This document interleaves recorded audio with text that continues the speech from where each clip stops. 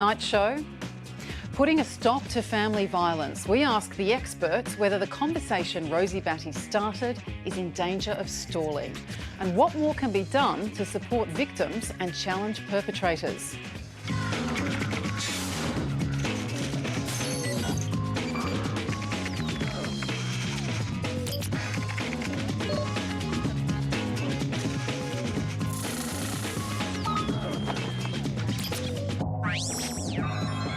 And joining me on this evening's panel, domestic violence survivor Lisa McAdams, who now advises businesses on domestic violence awareness. Welcome. The head of the Muslim Women's Association, Maha, Abdo, a regular on this panel who helps run the Linking Hearts Multicultural Family Support Service in Western Sydney. In Brisbane, family therapist Dave Burke, and in Melbourne, Ways Frankston's Women's Services Coordinator Shirley Slan. Welcome all, and you two are welcome to join us on Twitter. If you use the hashtag The Drum, as well as on Facebook, where the program is streaming live right now. Now, it's been nearly 2 years since former Australian of the Year Rosie Batty put domestic violence on the national agenda. No matter where you live, family violence exists in every pocket of every neighbourhood. It does not discriminate, and it is across all sections of our society. We've all heard at least some of the statistics on this topic, but that doesn't make them any less confronting. A monitoring project called Counting Dead Women estimates that 59 women have died as a result of violence across Australia so far this year. According to the Bureau of Statistics, around 1 in 6 women has experienced violence from a current or former partner, as have around 1 in 19 men. And 1 in 4 women has experienced emotional abuse, along with 1 in 7 men. Now, largely thanks to Rosie Batty, we spent a year intensely debating domestic violence, but the attempt to find ways to combat it has just begun. And there are still concerns it's underreported. In 2012, the ABS found 80% of women and 95% of men who had experienced violence at the hands of their current partner had never contacted police. Statistics in this area can be difficult to interpret due to a lack of accurate, consistent national data. But in any case, is there a risk we focus too much on the numbers and not on what actually works, as well as what domestic violence actually looks like? Family terrorism is on our neighbourhoods and poses more risk to our local communities than the terrorism we are terrified of from overseas. We have to readjust our priorities. And the question is, I suppose, Maha, did we readjust our priorities? And you've worked in this area for decades. What do you think happened as a consequence of that intense media scrutiny and discussion on the subject of domestic violence? I think it brought out the issue. The awareness is gone so far. A lot more people are now more aware of what domestic violence is, what are some of the boundaries that one person can overcome. Children are a lot more aware, and I think it's given men a little bit more awareness of their own actions as well, and what it means to respect women and overcome some of those issues that they couldn't deal with before. So awareness is one thing, but then action on the ground is something else. So how have you seen that awareness play out then? Because there's been an high increase number of referrals coming through from young women, from older women. We've got the different age groups now coming through and identifying as being victims of domestic violence and are aware of some of their rights, some of their responsibilities.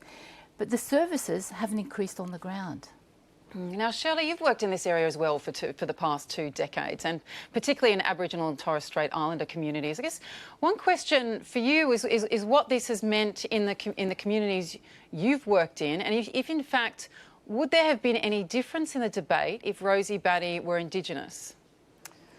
I think before Rosie Batty spoke forward, like for so long and so often, women's and children's voices weren't being heard, and what happened was, with Rosie's voice, for some reason, the media did actually run with it, which was a fantastic, thing out of very difficult, harsh circumstances to show that domestic and family violence does impact on everybody. So services were actually relieved in the extent that finally media and the government were actually listening to what was actually happening. So through Rosie's voice, she was able to advocate for everyone else that has been speaking for a whole number of years in regards to domestic and family violence issues. Because domestic and family violence does not discriminate; it affects everyone, regardless of your culture or race.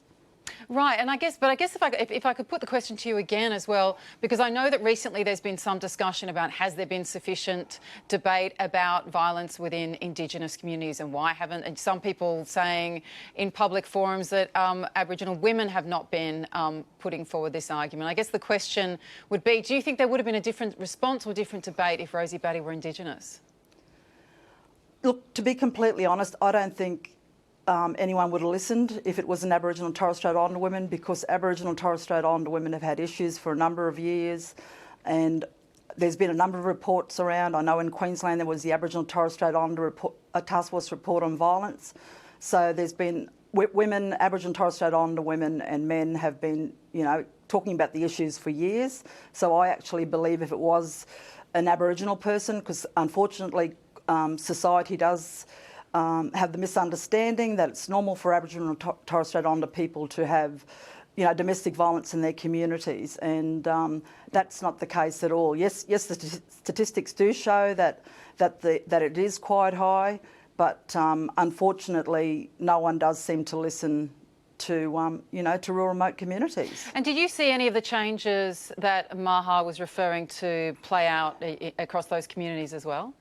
Yeah, I think originally people thought, has there been an increase in violence, because people were coming forward, but it was more of an awareness, I think, for people not to be ashamed, not to be embarrassed to come forward. But I still believe that our responses actually need to change in regards to looking at domestic and family violence, because if we just deal with the woman that's usually the victim of family violence, and then we don't focus on the perpetrator's behaviour, then nothing's going to change, because, with perpetrators of violence, we call them perpetrators, but let's not forget that, these men are members of our families, they're friends, and it's the behaviour that choose. There's no bad or rotten person, but there should be services that are available to assist people to change their behaviour. Yes, I really want to come back to that, because I know it's an important point that you make about perpetrators, and also your work with the entire family in question there. But I want to bring Dave in now. Dave, what do you think occurred last year in the way we understand domestic violence, and do you think we do properly understand it now? Well, first, thanks for having me on, but I think with Rosie Batty, I work in a program that is called Renew. That's a joint program with Corinity and the Domestic Violence Action Center in Ipswich. And we were actually talking about this. It works with mothers and sons. And we were sort of talking about this in group before one of our groups started. And what we think is that it's really risen the awareness of domestic violence as a social problem, as a problem for the community. It's no longer a private matter for the family, that domestic violence is a problem that the community needs to gather around and help support. But the one thing is that with the awareness, there seems to be a lack of awareness of the long-lasting impacts of domestic violence. So what are the impacts for the family moving on from becoming safe? What are the impacts for the children and the women and the mothers years later? So that's sort of where the work needs to happen now, but it's really shifted the focus from a private family matter to more of a social problem, more of a community issue to tackle. And does that misunderstanding or lack of comprehension occur, do you think, because we focus only on perhaps acts of violence and not the enduring consequences? Well, it's interesting that you bring that up, because in our group today, we talked about one of the parts of the groups is to rebuild the relationship between the son and mother who have witnessed violence, and now the son using violence against the mother. And we're going through all the impacts of domestic violence, and only one impact was the physical violence, and the rest was all impacts emotionally, trust, functioning at school, economic. And I think housing, I think a lot of those sort of secondary impacts, there needs to be more awareness of those impacts on the family and how those play out long term. Okay, all right. And Lisa, if I can bring you in, as someone who has survived violence, family violence, did you watch the debates unfolding over the last couple of years and go, oh, thank goodness we're talking about this? Or did you also have some moments of discomfort because there might be things we're still getting wrong? My big thing was, expanding the conversation, because like David just said, it is very, very complicated. It's not an easy thing to solve. And people going, oh, you've left, or why didn't you leave? These answers are there. And it's why I'm passionate about corporate, because if you can keep people in work, the hardest bit to get over is actually the financial impact. And once you haven't got that, I mean, there's programs you can go on, but you're dealing with poverty. So for me, the conversation is where we are now. We all need to say, this is a whole community issue, and you can't ignore part of the community and expect to solve it, because it affects every single person. And it's not, it's in the Muslim community, but it's also at our CEO level. And what have you experienced working with corporations, and what have you found about how it's understood in a workplace? What surprised me most about going into corporate, I knew, and I work with very big corporates, I knew they would care about the bottom line. I knew they would get that it was understanding, impacting productivity. Now it's in their awareness. But what I didn't expect is just how much they care. And I mean, and genuinely care. They can see what is happening. They want their customers, they want their staff to feel safe. They want to lessen the impacts. And that, for me, coming from a corporate background, realising the corporate social responsibility shift, that these big corporates do care. And I think if corporates can come on board, we can get community on board, and we can get government, federal and state on board, then we've got a chance. I mean, New South Wales is starting to look at what can we do for perpetrators? How do we use technology? Technical abuse is becoming a big thing. So how do we use that same technology to help, to educate, to grow what we've got? But we cannot solve it on just dealing with the victim, because it's like in the schoolyard, just dealing with the bullied wouldn't solve the issue. And the perpetrator probably comes from somewhere where they need help as well, and they need help to change. And this might not be, but just demonising it isn't going to solve this problem. We need to get to where everybody's saying, let's solve this, let's come together. That's true. Do you think there has been a shift then to understanding that we need to be thinking about a perpetrator? There has been a lot of discussion of it. Julie, I think the thing is, because we need to move away from the labelling. Because in the past, you labelled the domestic violence victim as a poor old lady with so many children, and it was you could sort of target a particular group.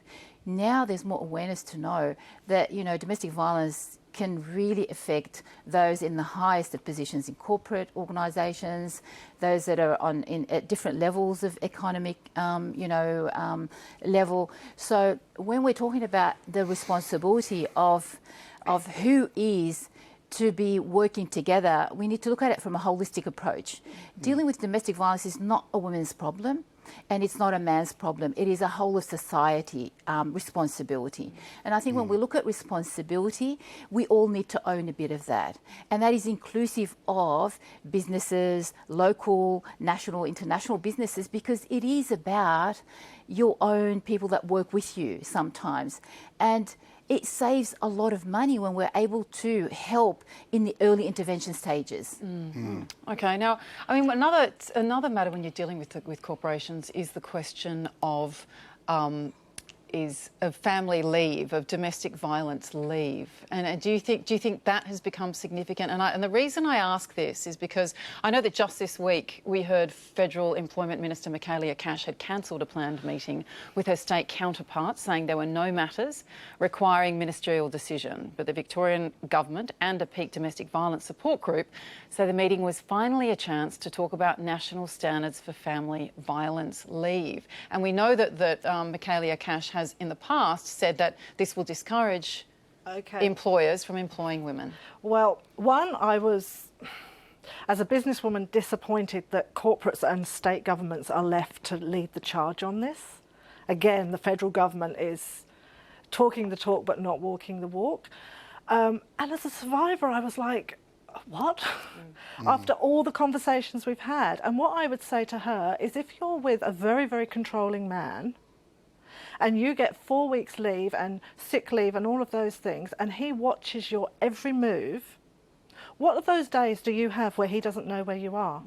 If you offered someone working leave where they can still go to work, access the phone, the computers, but he doesn't know they're not at work, or she doesn't know they're at work, that's a whole different ballgame. To say it's not necessary, I don't get it. Having worked in corporate, and I was lucky, I had a very supportive boss, and I was given those opportunities, and I wouldn't be sitting here now if I hadn't been given those opportunities. So one, I don't understand where she come from saying it's not necessary, and two, why she thinks as a Minister for Women she doesn't need to be there. I can't get that thinking. Is she? You're saying she's talking the talk but not walking the walk. Is she talking the talk? I think the federal government are talking. I actually think Shirley. the government need to start focusing on what's really happening with real people down, on the ground that are living and in communities. Yes, it's good to focus on corporate, but let's if you look at our statistics and so forth, there's a lot of people that aren't corporate that are just experiencing and being affected by domestic and family violence. So I'd really like seeing the dollars being put into something that's actually really useful, that is going to make a difference to normal, everyday, average people. Right. Well, I think probably the most important question on this when it comes to tackling family violence is, of course, what works. We know the federal government is halfway through implementing a 12-year plan to reduce violence against women and children. But despite the hundreds of millions of dollars being spent, those on the front line, as we're hearing tonight, are still reporting funding shortfalls in key areas like legal services and shelters, and say existing services can't keep up with increased demand. Dave, you are nodding in agreement.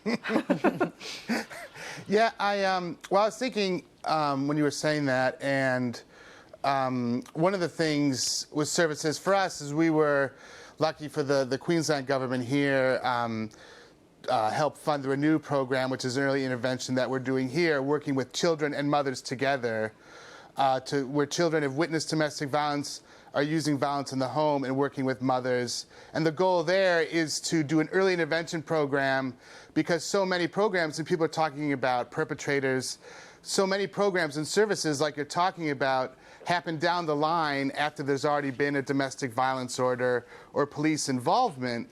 And what we want to try and do is, if the sons are using violence in the home now against the mother, we're trying to get in there now and help rebuild that relationship to reduce the risk of violence later on. And Right. I think Now, this is a world first program, isn't it? It's being, this is a world first global trial. Do you have evidence that this approach works? Well, as a world first program, we're sort of laying the foundation for other programs to follow. I guess it's based off of evidence around attachment, trauma, and DV perpetrator programs. So it's sort of bringing in the best practices of those and combining them. Because what we want to do, and what people have said, is if you just work with one party in isolation, you're not going to get anywhere. And then it goes back to that awareness of DV as a complex issue.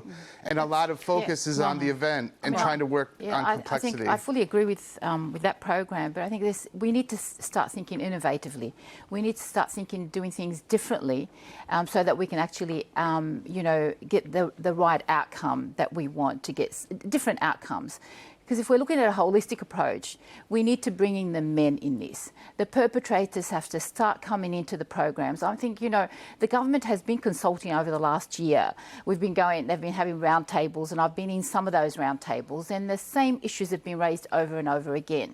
So it's so important that I agree. We need to look at the grassroots level stuff as well. So what's that going to look like? Will it mean that women who are victims of domestic violence will stay in the home, for example? Well, that's the best program. There are programs at the moment that run in New South Wales, and they've been working amazingly well, where you, instead of picking the mum and the children out in the middle of the night and then leaving them, taking them and plucking them out, you will keep them home. It's stay home and be safe and supported. But at the moment, there are no programs to support the perpetrator. So there's no case management approach. What I'd like to see is that whilst we keep the mother and the children at home, supported, case managed, we should do the same for the perpetrator, so that we're not having to deal with the stalkers, the one that's left out in the, in the car park waiting to pounce on something. So if we're really serious about nipping this in the bud, looking at early intervention, is we've got to really look at a holistic approach to family violence. Let's also be clear Shirley, that, I was going to say, let's also be clear that for women and children to remain in the home, they've got to feel safe to stay in the home. Yes. So we can have all the dollars under the sun. Yeah. And before, when we were talking about family violence, about about sons being abusive towards their mothers, we know this, but statistics show that the highest form of domestic and family violence is intimate spousal relationship between a man and a woman, and those dynamics are different between a mother and a son. And I know how difficult it is, like for a mother to for that relationship difference in regards to reporting violence against a son and so forth.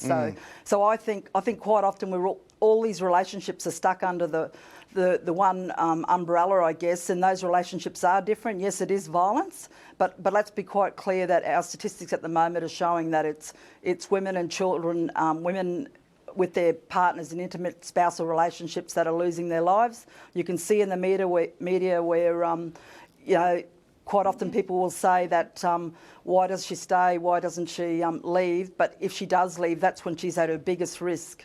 Yes, Lisa. I think we've got things like what David's doing is early intervention, because okay, my abuse was in my marriage, but if my son isn't retaught, if the sons aren't retaught, they then go on to be perpetrators in their marriage. But I think we do need that sort of thing. And we do need education, we need awareness, but not at the expense of refuges, of legal aid services, of all the things like staying in your home's fine, but for the amount of women we do we have an alternative? So you can't say, let's make it better for the next generation without realising this generation is in crisis and still needs the crisis care. Shirley, what do you think works? I know you do a lot of work with the entire families when you talk about a holistic approach. What has your experience shown you is actually effective? My experience is what has shown me is that we do need to teach our children from a young age like about healthy relationships, but we also need to actually work with the men that are committing violence. If we don't, we're just going to band-aid solution. If we look, yes, it's more on the front, on the in the media and so forth now that family violence is a major issue, but we actually have to look at changing the behaviour.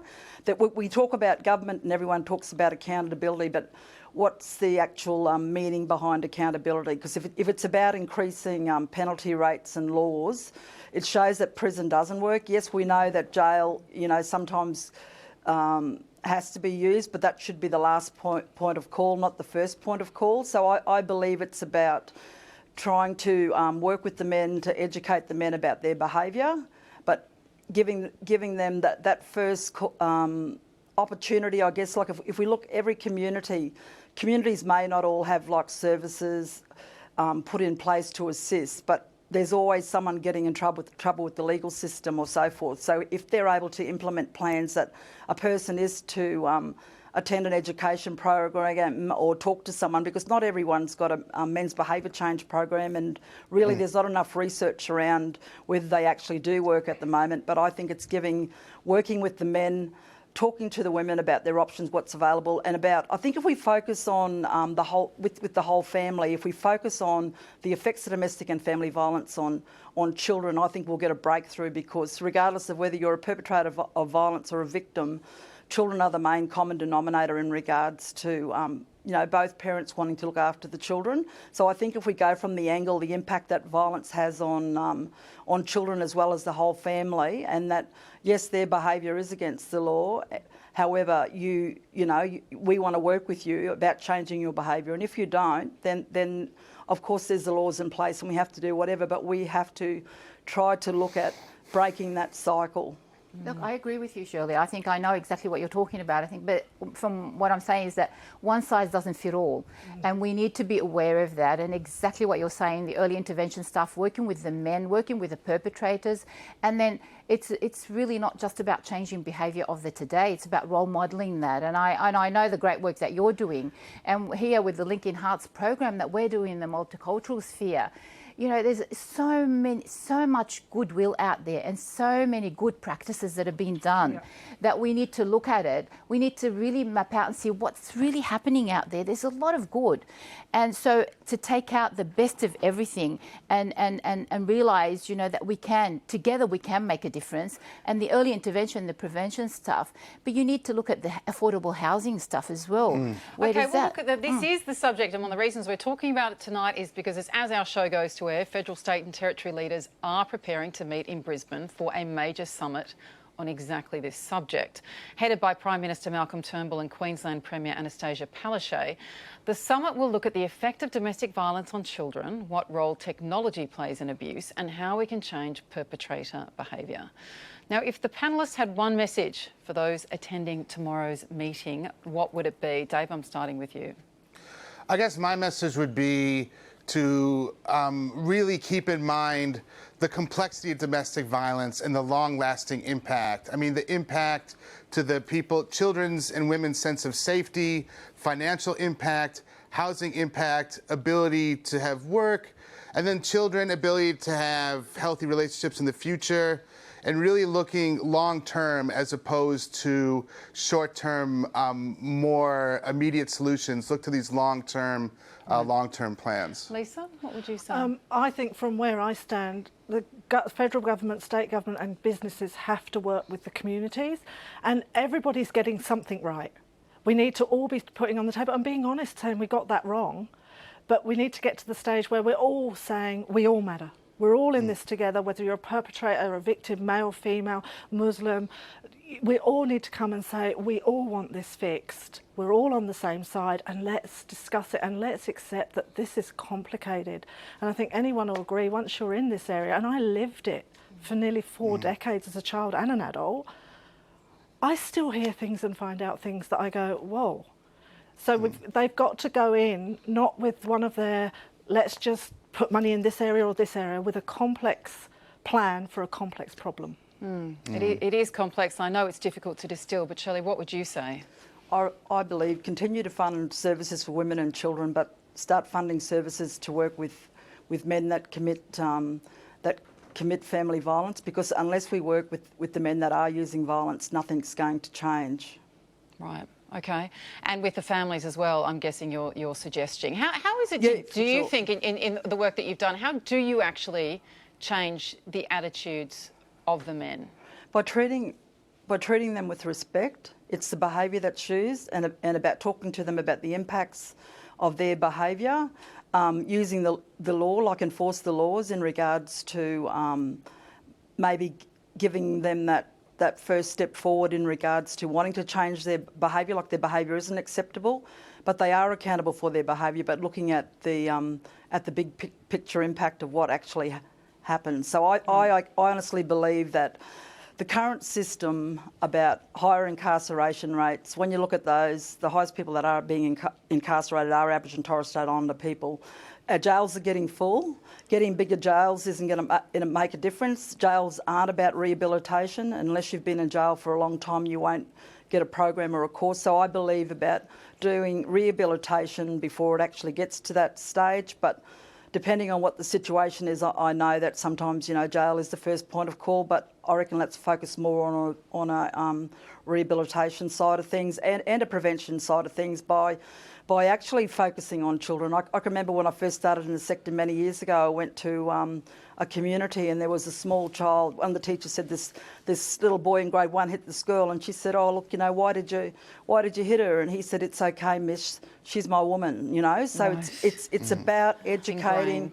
Our children are watching us, and it's about teaching at a very young age. But I still believe in all my heart that if we focus on the effects on children and also what they're doing to their families and looking at the underlying issues. Yes. Now, Maha, what would you say? And I know that funding has been important to you as well. Like, how much do you need? Better targeted funding or more of it? I think funding is one thing, but we need to look at as well what has been working and not to throw everything out. When we do reforms, not to sort of throw out the last 35 years in that sector, to actually bring it forward, look at what's worked, and understand and know that the early intervention programs can be done in parallel to what we're working with in crisis, because we still need more funding for crisis intervention. For 24-hour service accommodation for those that need it on weekends and after hours. So we can't just have one size and say 9 to 5. Domestic violence doesn't take place from 9 to 5 sometimes. So we need to have those specialist services recognised and supported. And I must say, that New South Wales government at the moment has actually put in some money in the Western Sydney area to provide a 24-hour support, and we're seeing how that goes, and that's measured at the moment. We'll evaluate that later on. Okay, we're going to have to end there now for the drum. Thanks so much to our panel, all of whom are doing such important work in this area. Lisa, McAdams, Maha, Abdo, Dave Burke and Shirley Sland. Tomorrow we'll bring you an update on the COAG Domestic Violence Summit, and former Disability Discrimination Commissioner Graham Innes joins the panel. We'll see you then.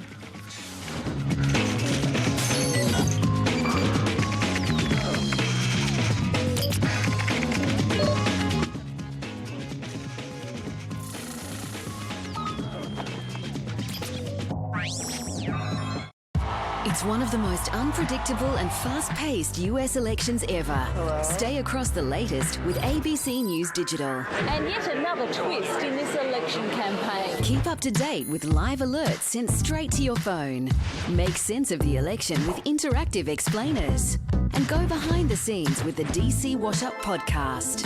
He just got schooled in US presidential politics. abc.net.au/news. Know the story. I need a favour. I've got trouble.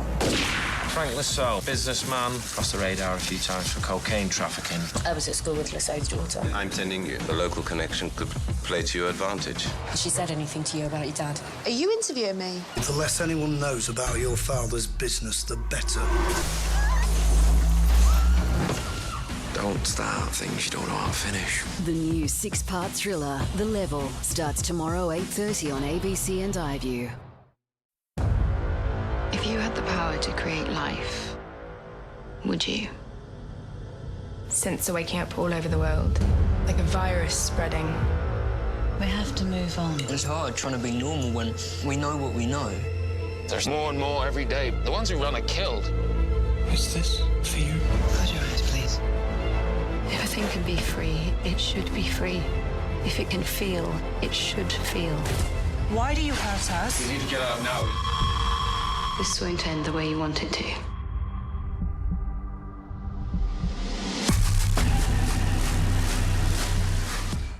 Has a treatment for some of our most serious medical conditions been right under our noses? We normally think of marijuana as a recreational drug, but there's only one molecule in cannabis that makes you high. In a special investigation, go behind the claims. It is difficult to initiate a clinical trial with an illicit drug of this so-called wonder weed. Turns out it may have remarkable therapeutic effects. For us, it's been a huge change. Catalyst, the medicinal power of cannabis. Tuesday at 8 on ABC.